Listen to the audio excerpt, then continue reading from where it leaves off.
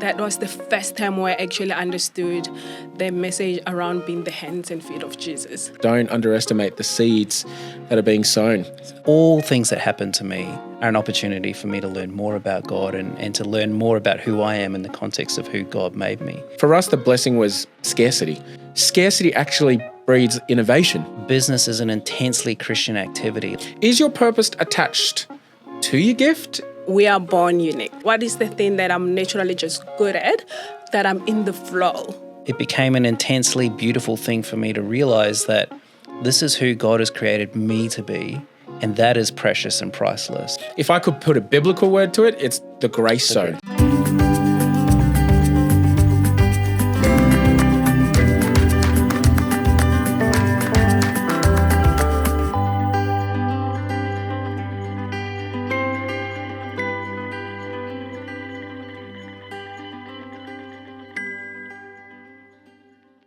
Hello, everyone. Welcome back to this week's Parable Essentials podcast. My name's Peter Toggs, and I'm the lead pastor here at Parable Church, and we are sure glad to have you a part of the journey. I pray this has been blessing you, helping you, equip you.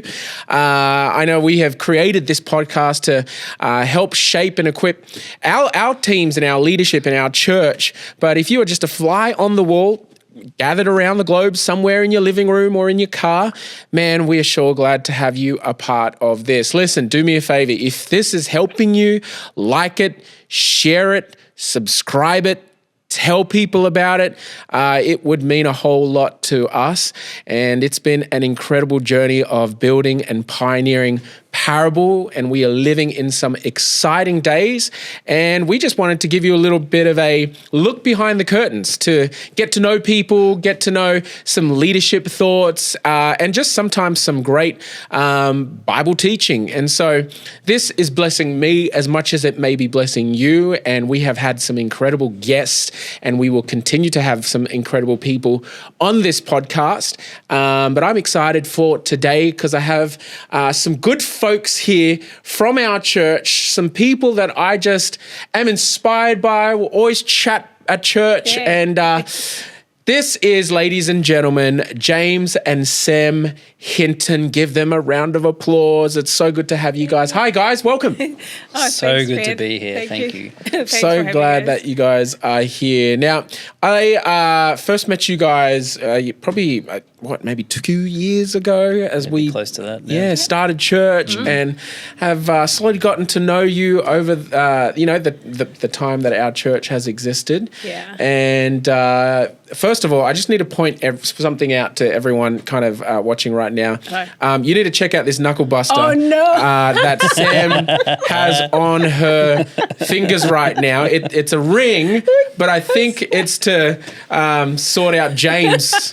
If he ever steps Someone's out of gotta line, do you got to pull that up Look, to the it's camera. gonna- I mean, it's gonna look be at that that, thing, like- people. Well, What is that? Yeah. Is that? I mean, it's a beautiful piece of jewelry, but I mean, is that for James? have you met him, Pete? Like, seriously, this guy needs a little bit of... Every now and then, James needs a little bit of a alignment. Yes. It's so good. Well, guys, thanks so much for being on today's episode. And it has been really cool getting to know you guys. And I know you guys, have so much to contribute when it comes to the kingdom of God, because we're going to get to know you guys a little bit. One of the things I wanted to do on this podcast is just to get to know people in our church in real time as well. And for those who are listening or watching, to get to know the beautiful people of our church. And that's what I've loved about Pioneering Church is going, wow, we have some great individuals and families a part of our church. And I'm biased, but I just think getting to know our church has just been such an incredible journey because, I mean, you represent many others, but it's just been cool because as you get to talk to people, you go, oh, wow, these guys are not only great Christ followers, but they're skilled people, great thinkers. And that's what I love about you guys. First of all, tell us a little bit of your salvation journey. Tell us a little bit how you two met. And then I guess if you can remember everything I'm saying, and I'll jump in every now and then, but how you came to be a part of Parable Church. Yeah, well, I mean, I'll get started. So my salvation journey really, it kind of began when I was about 5 or 6 years old. I had this like radical encounter with God, and it really shaped large parts of where I went for the next few years. But the challenge was when I was about 10, my parents started what ended up being a divorce when I was 18. But at 10 years old, something happened at their church. So we used to go to a church as a family, and they basically just cut church right out of their lives. I don't know really what it was, and I don't really need to. They've never really opened up and shared about it, and my dad is dead now. But for whatever reason, they just stopped going to church altogether. It was like a total cut. 1 week we were going to church, it was all good. The next week, they never went back. Wow. And at the same time, what later became, what I came to know as my dad's clinical depression also started to take a hold of his life. And maybe those things were related, I don't know. They never really went into it. But what that meant is for most of my teenage years then, I was stuck in this weird place where I kind of knew about God. I had this radical encounter with him. I had no questions about whether God was real. And that was very much one of the driving forces in my life. But at the same time, as my dad slipped deeper and deeper into depression, I would then have to start looking after my siblings. I'm the oldest of 4 children, and so that would mean I'd help them get ready for school. I'd often help them come back from school. When they got back from school, I had to make sure that we could all have food. My mum was working full-time as a nurse, so she was on shift a lot of the time.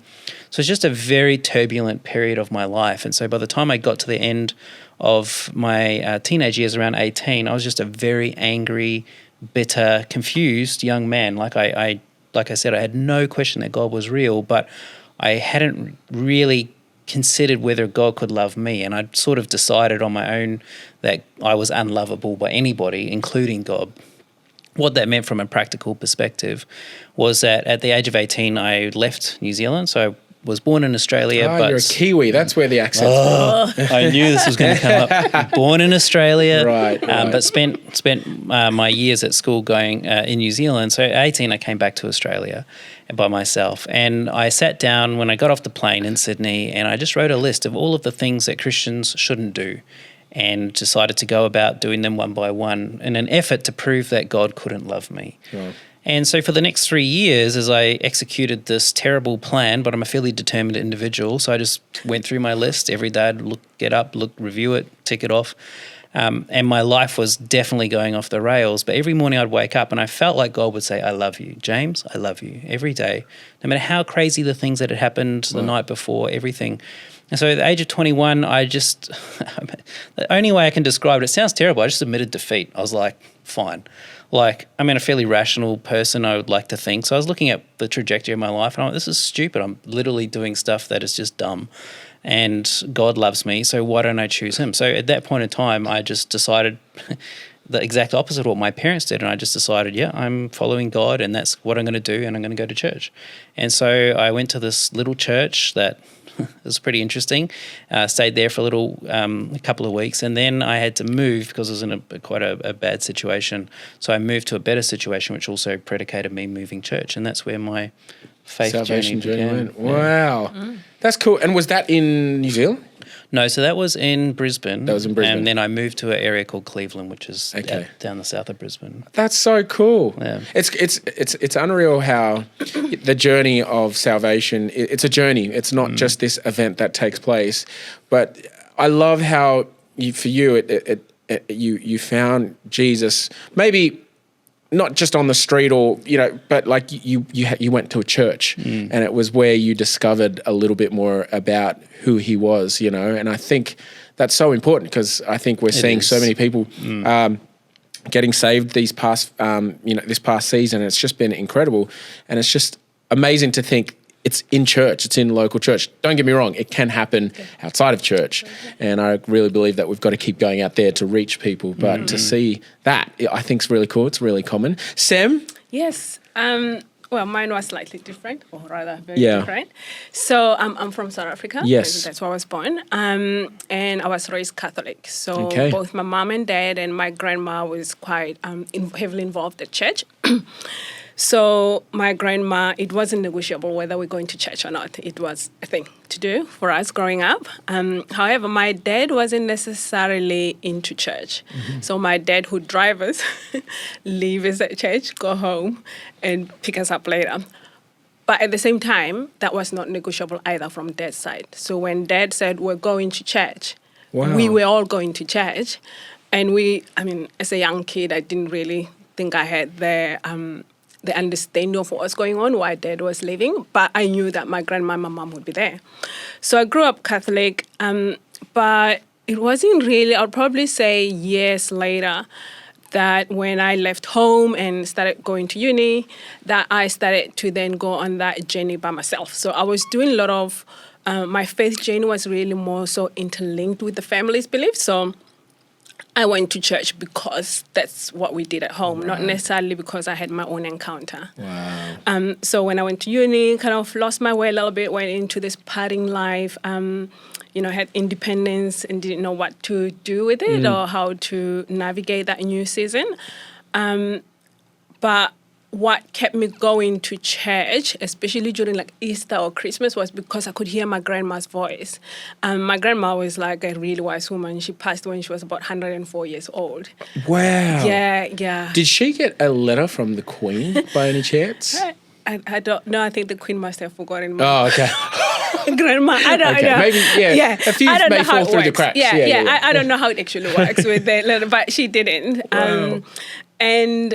So what my grandma's voice around going to the house of the Lord on Sunday, especially on those important, over Easter, was what actually kept me going during those moments. And it was during that time, on one of the Easters when I was just finished uni at the time, that I actually started to really walk the walk by myself. What shifted the most, though, was, so I grew up really poor, and we had very little, but also enough at the same time. And I think a lot of it, my grandma and my mom instilled a lot about the Lord would provide, somehow would go without. We never went without. Wow. So what shifted was at school. I think just before I went to high school, there was this teacher. She was just the most incredible. She was my science and English teacher, Veronica is her name. Wow. And she loved the Lord, and I didn't understand at the time. She actually saw me, and knew that I was probably from a very poor background. So she would buy everything that I needed at school. Wow. Everything, books, uniform, everything. So people actually thought I was from maybe a rich family, but that's because she would pay for all my school, everything. Every time there's a school trip about anything, Vera would actually do that. And then when I went to high school, she actually came to my parents' house and asked them if I can go and live with her. Unbeknown, though, at the time she was about 26, 27 herself. So she was still fairly young. Yeah. She was just she just had this calling. I saw through my eyes, though, how she lived her life. That was the first time where I actually understood the message around being the hands and feet of Jesus. And actually being so convinced and convicted about what God was putting in your life, of making a difference in some other random kid's life. So this woman now I call her mom today. She's my second mom. Wow. Has been key in terms of my faith journey. I saw her serving at church. So she used to be in praise and worship. She led the praise and worship. She served at the door. She did lots of stuff at church. So I got to do a little bit, see it through church in the background, seeing my mom do that. And that somehow then shaped how my views about church and my role. And that is so interesting, like in terms of, Vera, was it? Vera, yeah. Which is my mum's name. So I love that story, but I love the whole idea that her generosity unlocked something in you to which she became a role model in your life and shaped a lot of your perspective on God and life and how you live. And it's funny because I think that's probably how you live your life a little bit today, right? You just mimic what you saw. Yeah, I do. Wow. It's the stuff. I mean, our childhood shapes a lot about our adulthood, and there are some good stuff and not so good stuff. But the good stuff, especially for me, my relationship with God and the church, I can honestly say she really, truly helped shape it. And my heart for serving comes from watching her heart serving. That's cool. trying to make a difference, no matter how small it is, because what she did to help me, it literally changed my whole family. Wow. I was the first person in my own family to then graduate at the uni and have a good job. And then, from that, obviously, there was a lot of financial provision, so I could help the family. That was like our entire trajectory of life started to shift, but then that also meant I had enough resources to be able to help other kids in my community where I come from who couldn't go to school, but I could provide uniform to them, lots of things, even some of the workplace ministry that I'm involved in today. I can genuinely and honestly say that was the seed that was planted by someone else's generosity. Gosh. Yeah. That is just incredible. I love that. I love that Vera planted a seed, she sowed a seed, and the harvest in that is still being lived out today. And so if you're listening, I think what a great story to kind of begin with in terms of just don't underestimate the seeds that are being sown. The world of the generous gets larger and larger. And I think looking at both your lives, we can all say thank God for, people like Vera, who's sown a seed. Vera, is she still around today? Yeah, she's still around. Wow, shout out Vera. Where would she be today? She's in South Africa. Hi, Mamski. She is now in education, but different roles. So I know she continues to. Is there anything you would say to Vera today? Oh, don't get me all emotional now, Pete. I would say probably the last time she was here was after we had our little one. Yeah. And she got to see me go into there was a women conference at one of the other smaller churches here in Sydney, and they had asked me to come and speak about mental health. And my Mamski was there. So having Mamski see me, and she could see the seed, and that she knew that. Wow. And we talked about it, how my being there and be able to share my story, and she was such a big part of it, and that God has used her. Because I used to go, oh, Mom's kid, this was all because of you. But she helped me reframe that into, oh, God made me a part of your story. Wow. So, and I could see that her story is just also the testimony of the goodness of God. Beautiful. So I just want to say, Mom's kid, you have shifted and changed my world and many more people that you'll probably never get to meet, and people will get to know Jesus in a real, tangible way because of your act of kindness and compassion and just really being obedient to what God was asking her to do at such a young age. Yeah. Wow, that's so powerful. We could almost end the podcast right there. But I think, I think about, my life. I think I'm sitting here today because of different individuals. And if I look at my life, there's different individuals, fingerprints, if you like, all over my life who shaped me, who sown seeds into me, who encouraged me. I think of youth leaders. I think of youth pastors. And I just think, just don't underestimate what we're building and being a part of God's kingdom, because God, I believe, works in generations, and He uses sometimes the things that don't make sense to us at the time. But I've always said this: life is lived forward, but it's understood looking backwards. And sometimes you don't understand it in the moment, but come a few years' time, you look back and you look at the hand of God on your life, and you look at the seed sown from individuals like Vera. And I just think it reminds me just how much that we're role models for people. And as leaders, we've got to be examples, because you say you mimic a whole lot of your life. If you like, mimic's probably not the word, but your life is a reflection of how Vera lived her life. And so don't underestimate the power of not only sowing seeds, but you're an example for people as well. How did you guys meet? So Sem had attended Hillsong in Waterloo campus for quite a few years. Yeah. So when I left the Air Force in 2019... Oh, so you're a maverick, huh? Mr. Top Gun here. I love it. Yes. Every time.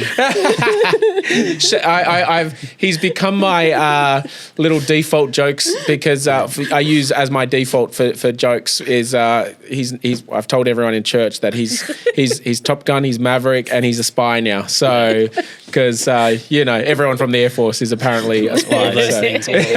Sorry. Yes. So you met her Yeah, so I left the Air Force and joined a company I needed to move to Sydney for in 2019, and so I moved to Kirribilli, which was amazing, and I had in my heart that I wanted to go to Hillsong. I'd followed Hillsong for many years, big fan of Pastor Brian, Hillsong worship. And so as soon as, for the first time in my life, I was finally in the same city as the church I'd always wanted to go to. So I decided I was going to come along, but at the time, they had another campus in Alexandria, which for those who don't know is like really close to each other, like 2 or 3 kilometres away from each other. And so to get to church, you used to have to go to, or if I didn't want to walk there, I don't know why I didn't, but I didn't, you could catch a free bus. And so I was like, great, free bus, I'm going to catch a bus. And I got on the wrong bus. I went to the Waterloo campus. And I got off the bus, I walked in, and I met this guy there called Josh, and we became great friends. And as it turns out that this person was a part of a friendship group that Sem was also a part of. Now, initially, when we first met, neither of us were interested in any kind of relationship with another person. I'd been in a few. For me, they were just terrible, full of pain, wasn't interested in this. I was in such a good place as a single person. I was like, yeah, I'm just going to live life. God's got a call on my life. I'm just going to follow that. And so we started hanging out together. And then this one time, we had this one person who would always have barbecues and in our friendship group. So whenever we needed to have a barbecue, he would put on a massive barbecue and we would invite all of us along. We'd have a great time.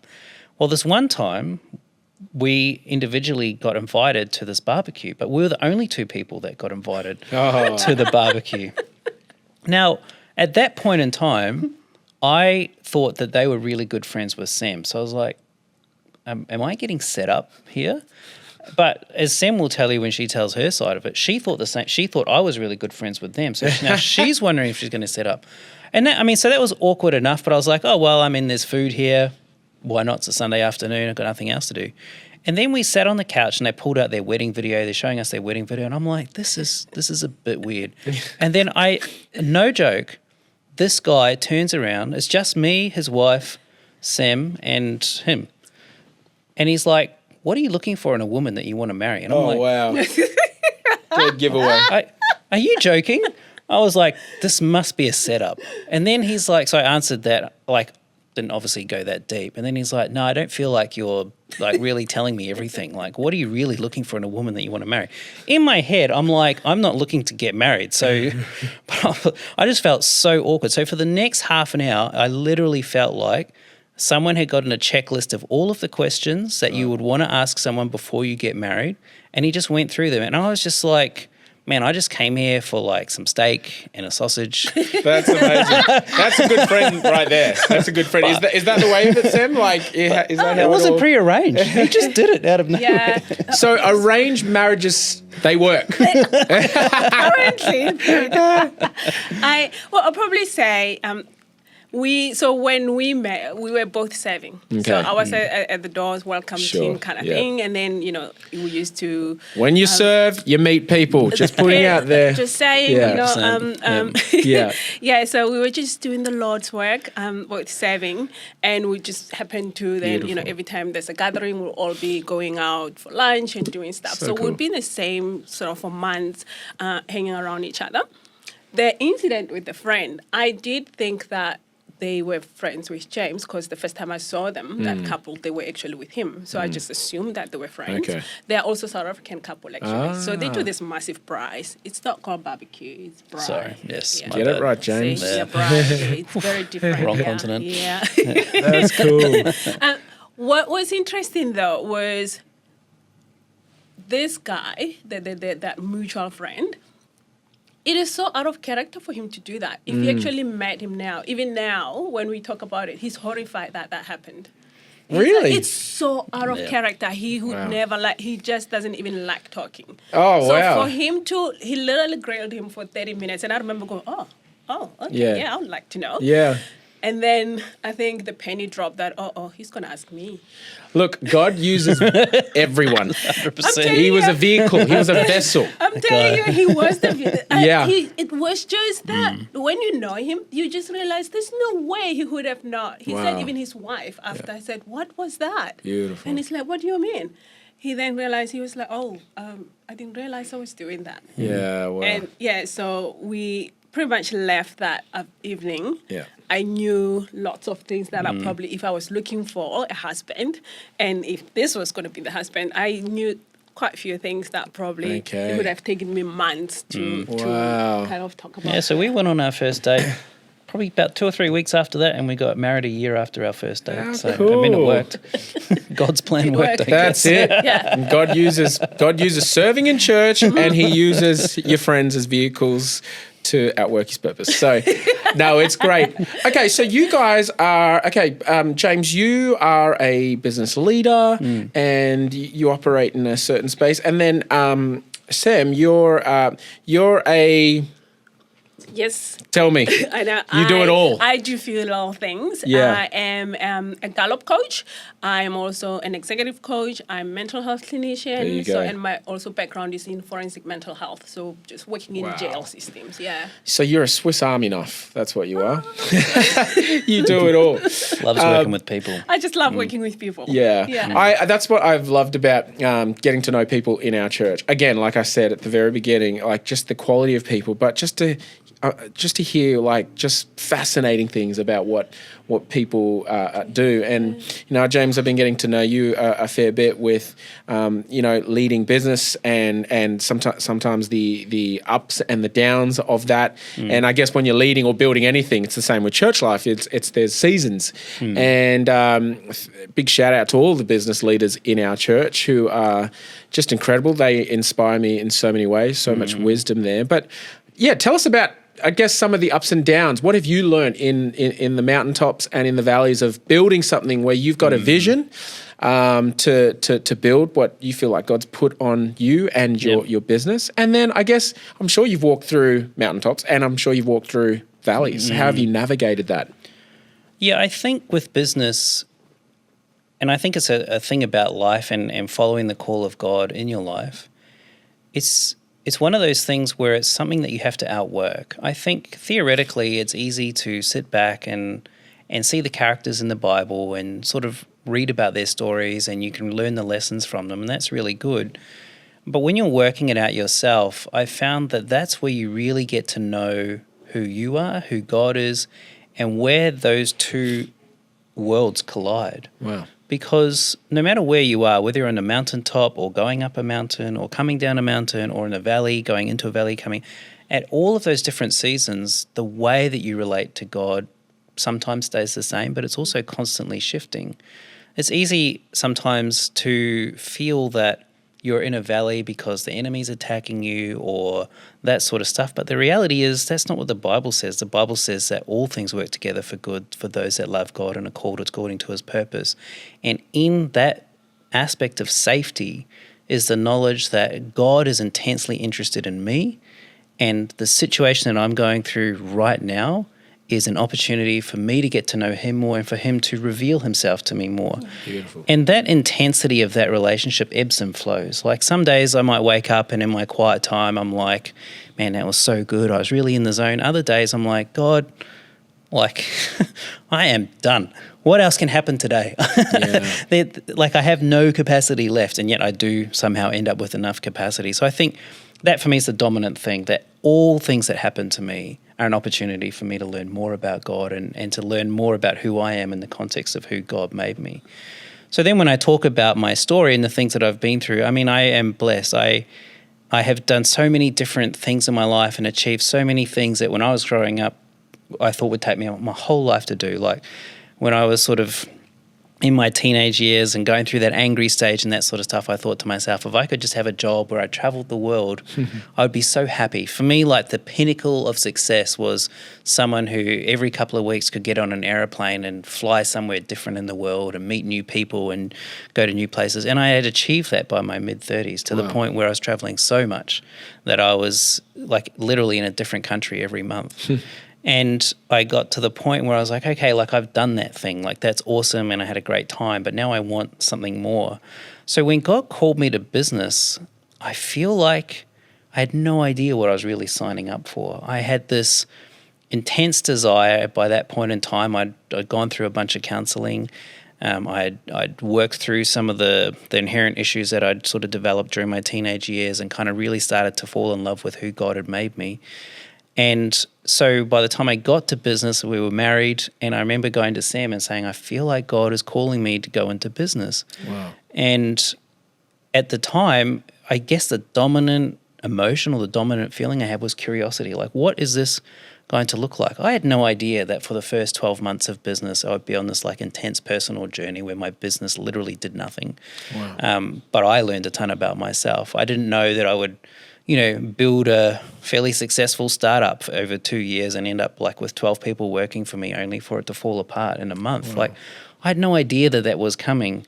But the joy and I guess the dominant emotion, the joy of that intensity of that relationship with God, and realizing that for me, business is an intensely Christian activity. Like, you are literally creating something out of nothing. You are bringing order to chaos. You have the ability to shape and influence people's lives by providing them with good quality products and services that bring joy and success to their lives. And for their ability, for your ability to go into people's homes all around the world and share the goodness of God through the way that you speak and act and behave. Like, to me, that's not what I started with when I felt like God was calling me to business, but that's where I am right now. And to me, that is the most, I just can't imagine anything that would be more fulfilling for me to do in my life other than be an effective husband and father. Yeah. Like, I had to get that one in. Yeah. You make sure you did well there. You did well. But those are the sorts of things, I guess. I Beautiful. don't know if you want to go deeper with that. Yeah, no, I love that. I love that idea. Like, starting Parable and starting from the ground up, sometimes you can look at what you don't have, but I think the blessing for us, if in our journey, has looking at, okay, what do we have in front of us right now? For us, the blessing was scarcity, because we came from this big, beautiful world of Hillsong, where there was, a resource and support and team. And I love that when we came across, you can look back at that and at your world, where we came from, and go, oh, we don't have that anymore. Right. But scarcity actually breeds innovation, and you actually 100%. Limitations is not a restrict. Like, sometimes people go, oh, I'm limited by budgets. I'm limited by, I don't have enough stuff. And we can always look at what we don't have. But Laura and I, funny enough, by the grace of God, we looked at what we didn't have, and we're like, you know what, this is a blessing, because one, we're going to have to trust God more than we've ever trusted him before, because it's like, we don't know how this is going to work out. So I love your thought there of how you've built from startups. And what's been the hardest thing about startups? I think with startups, you have to wear many different hats. And I think I have, as I've watched you and Laura walk out what you're doing in Parable, I think in many ways it is the same as a startup church. When you're in a big organization, no matter what kind of organization it is, there's lots of processes that are taken care of for you. You might not like the marketing, but you're not responsible for it. I wouldn't say that your care factor is low, but there's no cost on your time for that marketing. You might not like how the finance department works, but again, you're not responsible for that. You've got your job, which is typically a fairly narrow scope, and you execute upon it. When you start a business, and then even more when you're in a startup phase, suddenly you are responsible for all of those things. And when any of those processes go wrong, you're responsible for it. Like, you might get 1,000 things right in a given day or week, but the one or two things that you drop the ball on because you're overworked, overwhelmed, whatever, those are the things that are going to come back and bite you. And I think getting comfortable with that discomfort, for me, was the hardest thing. I'm an intensely organized, strategic person. I like things to all be in a process, all be in a flow. So the idea that these random events that I had no control over could come and disrupt my world was horrifying. Like, the first few times it happened, I was a wreck. I think a few times Sam had to take me out for dinner and just it's okay, man, just relax. Because it was just so disruptive to how I like to behave and where I'd come from, where I just, could organize my life and things flowed really nicely. So for me, that's been the hardest thing. Yeah. I think a lot of disappointment in life, a lot of pain, a lot of hurt is an expectation that didn't go your way. You use the word disrupt. Yeah. Disrupted because you had an expectation 100%. That XYZ would work out.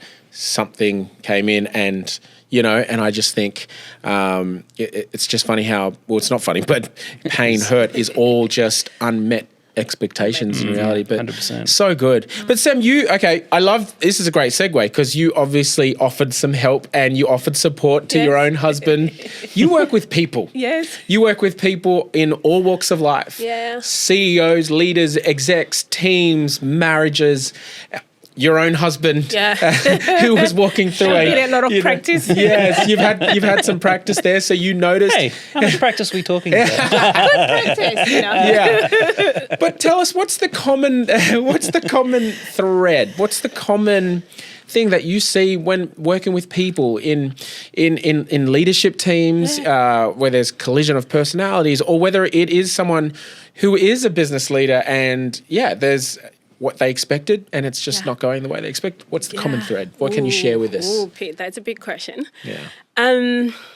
I'll probably say, firstly, I think lack of vision, or when you're not holding that vision quite loosely. Yeah, you've got a good sense, but you're also kind of really giving God room to help refine and surround you with people and ideas and be able to exercise some wisdom, which you preached so beautifully about last week. Yeah. And be able to then take that wisdom into action. So, because once you start to visualize the future and you kind of feel like that's where God is leading you, you do get some expectation or some thoughts of how it will look like. And then if it doesn't, it falls apart a little bit. So, but once you have that vision very clear, or the purpose is quite clear in your mind, in your heart, of what God said, God said to me, and you're going to hold that to be true for you. But leave other details a little bit loose, slightly loose, so that you navigate that path easier. Because life is, life throws curveballs, and you've got to plan margin for those you have to. those curveballs. Yeah. And so, But also I feel like there's a little bit around, especially when you're trying to do something that's never been done before. You're trying to break barriers.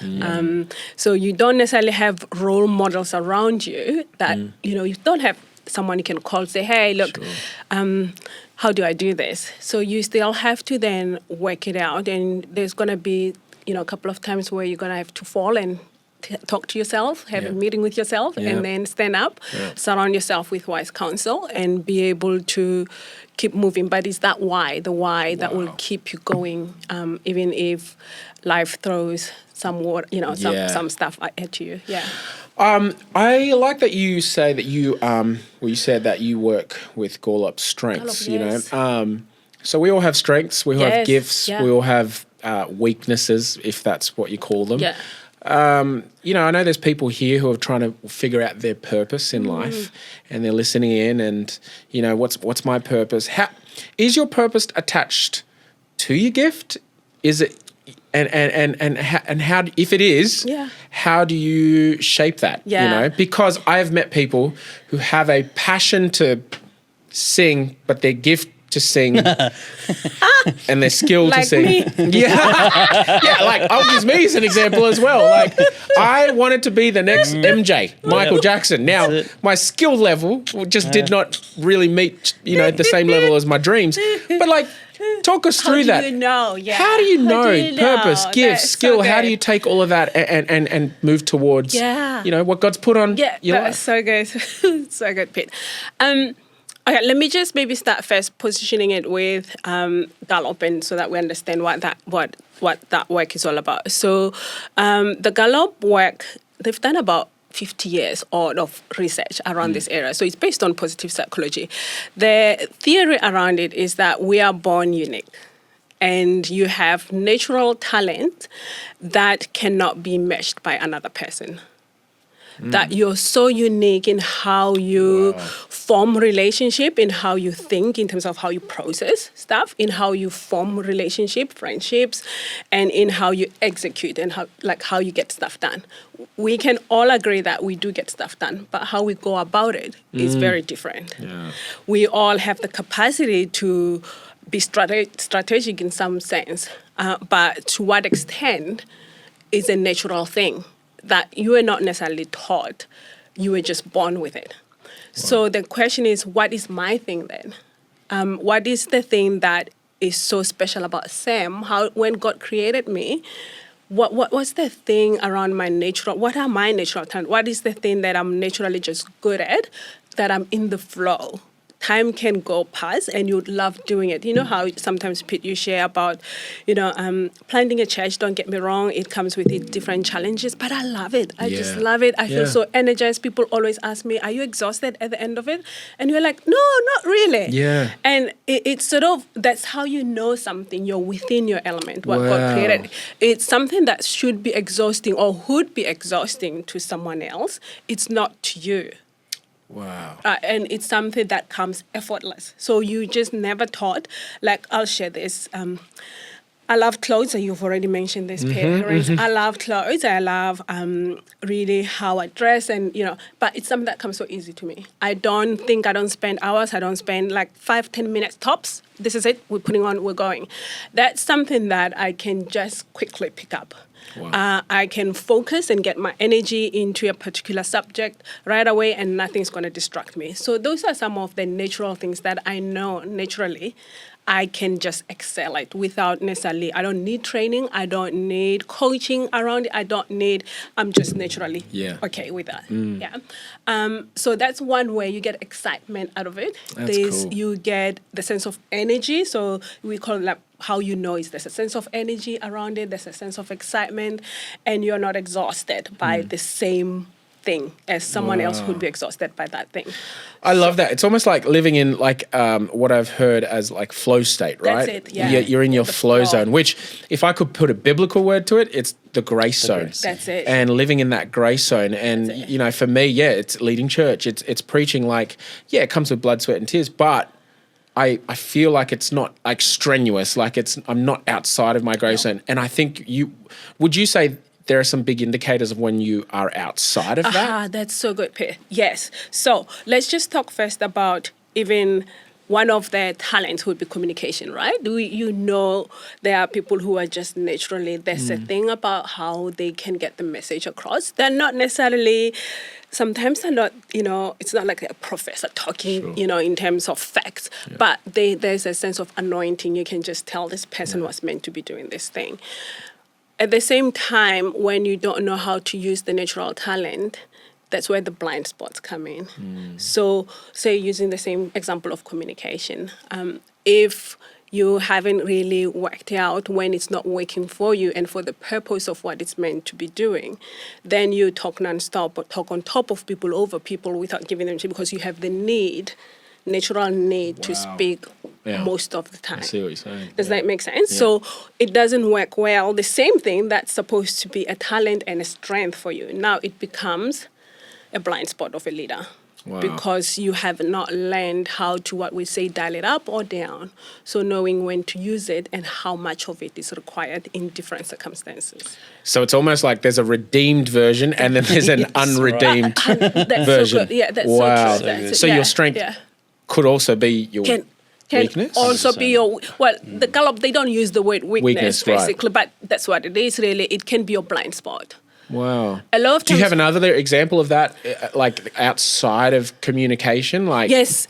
So you can also think about, I'll use my own example when I'm I'm not in my best. Yeah. So I used example earlier about focus, right? Focus is one of my top strength, my top talent. So I can, if I've got a project to do, zone in. Like I can get there in the detailed and I will not miss a thing. But if I'm leading a team, I remember when I used to be in a workplace where I worked, the team used to say to me, you kind of get to be a little bit standoffish when you're in the zone. So we had a language around it. So there would be like same basement. So I knew what that meant was the same thing that's great, that they love it. I love it myself. Right now was getting in the way in terms of for them to reach out to me. Wow. So I can get to be me focused then if I'm not really aware. Wow. So that's what the whole Gallup... The redeemed version of that is you're so focused you can get things done. You're in the details. Yes. But the unredeemed version is you're so focused that you are... I'm me-centric, and I just cannot see the impact even of sometimes Wow. of my own words or action on other people. Wow. And it's something that's so good to know about ourselves, Yeah. and understand where it might be coming from, so that we get to that redeemed version of it and be able to use some wisdom and Okay. Be able to harness it. My top 2 strengths are Yes. from Gallup. Gallup, yes, Gallup. I've got to say that right. Gallup's a guy, by Gallup. the way, isn't he? Yes. Yes. Anyway, is belief. Yes. And I think futuristic. Now, does that mean my head is in the clouds most of the time and never in the details? It means, I think focus is one of my last ones, but I'm actually See? surprised by that because I think I can be focused. Yeah. Busted. It means belief would generally mean that you have this belief that there is this belief beyond today, especially when you match it with Right. futuristic. Yeah. So futuristic, and depends for you. Futuristic is it? Do you see the future in few weeks? Do you see it in months, or do you see it in years? How do you see I it? see it in years. In years, yeah. So I feel like I can see the end goal. there you go. Yeah, which makes it a problem for those who work with me because then I don't know what today looks like. Yeah. Naturally, you kind of and that when a leader like yourself, like you usually say something like, "We have a big vision for the church." And you're excited about it. The energy Yeah. that comes from you see this vision. Yeah. You see it. So the challenge is to when you're in a team, how do I walk with them? Because naturally, like for myself, I'm more of a doer. I'm an executing. I get stuff done. Yeah. That's what I do. My husband here, he's like you, Yeah. strategic there in your head. Yeah.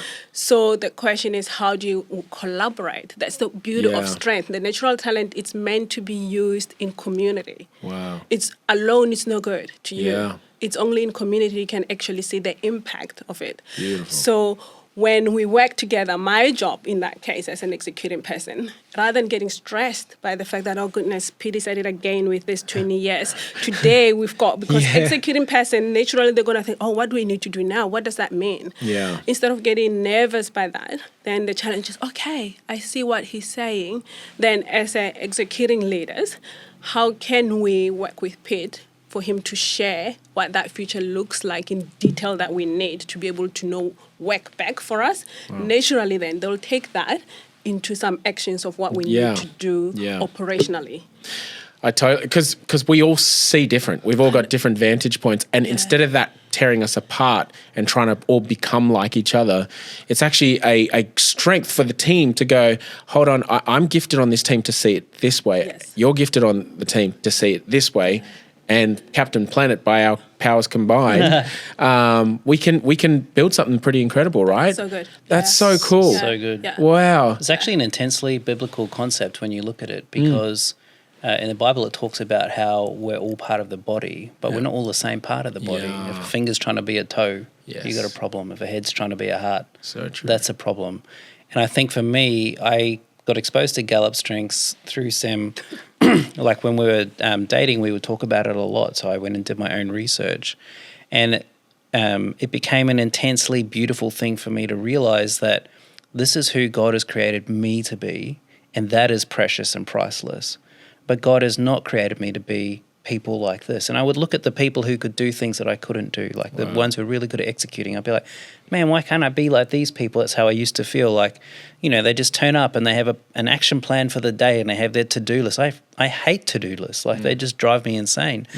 But when I was able to realize that and really then use that as a lens to look at back at the Bible like this, because who God has created those people to be is beautiful and precious and priceless. But I'm not that person. But they're also not me. And I have something to offer to them and they have something to offer to me. And for me, it's almost like it puts science behind that a scientific approach to we're all part of the body and we all have different things to do. And I think that from the moment I got that insight, it just took so much pressure off. I was like, it's so true. I think it helps with things like comparison, you know, which is what you're talking about, to go, no, I'm actually designing, gifted in a unique way And it actually helps you celebrate others as well. 100%. Going, I'm going to celebrate that foot over there, That's- or I'm going to celebrate that hand over there, Yeah. because they're gifted in it. And I would say to anyone listening or watching this right now, what a great way to put science, if you like, behind what is kingdom. Yeah, you know, 100%. celebrating each other, and you know, the body of Christ is diverse and it's large and it's unique, and I think they all play a part. So long as there is a church that declares the name of Jesus, that He's Lord and Savior, I think there's different facets to God that He wants to, you know, He wants to show Himself. And you know, I just went from science straight to that, but you know. Actually, when you were saying that, Pete, something that I had struggled with for quite some time was believing that I had something to add to the kingdom. Because I only saw the pulpit as the way of adding, and I know I'm not anointed that way. That's not my thing. So I couldn't see myself as Magaling. Like, for me, I believed I could see other people and celebrate them, but for me, what is it actually that me, what can I do that would be value to the kingdom? Beautiful. And I think that has helped me to shift and make me realize it wasn't a mistake. The way I was built, the way He created me, there was no one single mistake on it, and that I have so much that I can contribute to the kingdom. So much. It can be in my way. It's in a workplace ministry. Other people is in a business. Other people, like, there's just different ways in which we do it. But we all have the ability to contribute to the kingdom. Being it, I know I watched the episode the other day about serving. You know, there's many areas that we can serve local churches, and we can serve the poor, and we can serve, you know, the injustices that are happening around the world. Whatever the thing is, we were created with something that can help us to add the value to the kingdom. That's right. Yeah. We've all got something to add. We've all got something to bring to the table. Yeah. So cool. Yeah. Well, guys, we could sit here and talk all day, and we might just do that. But it's been such a pleasure to have you guys, and it's an honor to have you guys a part of our church. You both do add so much in so many ways, and we just wanted to take a moment and say thank you, not only for being on this podcast, but who you guys are and what you're contributing to our very young church. And I'm so keen to continue to do the journey with you guys. And so thanks for being on today's Parable Essentials podcast. Thank you for having us. Thank you. And thank you, and Laura, for saying yes to the calling, because so much about our lives in the last 2 years has shifted and has been impacted. And we have shared our journey with other people who are not coming to our church. So I would definitely say we are now enjoying the fruits of yours, yes. Beautiful. So thank you. I 100% agree, yep. And I think we also know the history of where you came from, and I think it takes courage to it's easy to talk about, pick yourself up and have another go. Yeah. But that takes real courage, and I think what you and Laura did was super courageous, and we are so grateful that you said yes to God, so thank you for that. Wow, thank you guys. Yeah. Incredible people. Yeah. So good to have you guys on. Well, I pray that blessed you and equipped you. Like I said, if that helped, like, share, subscribe. Stay tuned for the next Parable Essentials podcast. This is where it is at, James was just saying. So I love you guys. We'll see you very soon.